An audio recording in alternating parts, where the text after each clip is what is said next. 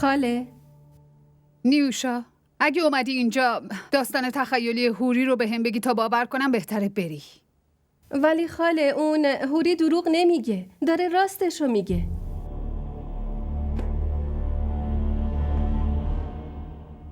نکنه تو عقدش بودی؟ نه. پس چطوری باید حرفتو باور کنم؟ چه مدرکی داری ها؟ هوری پشت تلفن بهم گفت. ازم خواست یه مقدار لباس و خرت و پرت براش جمع کنم. اگه میخواین از مامانم بپرسین.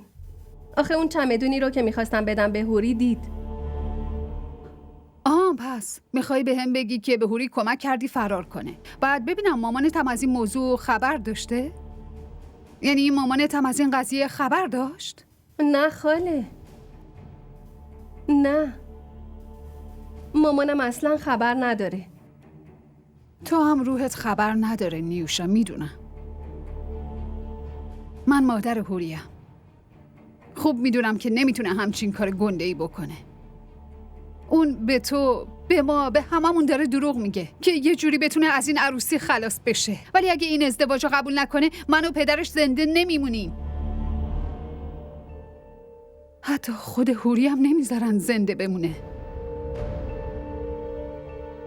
نمیدونم چطوری میخواد قبول کنه. ولی شک نکن که خانواده شوهرش اونو زنده نمیذارن. اگه این برای ما حکم آبرو رو داره، برای اونا حکم غیرت رو داره. هوری گزینه دیگه ای نداره.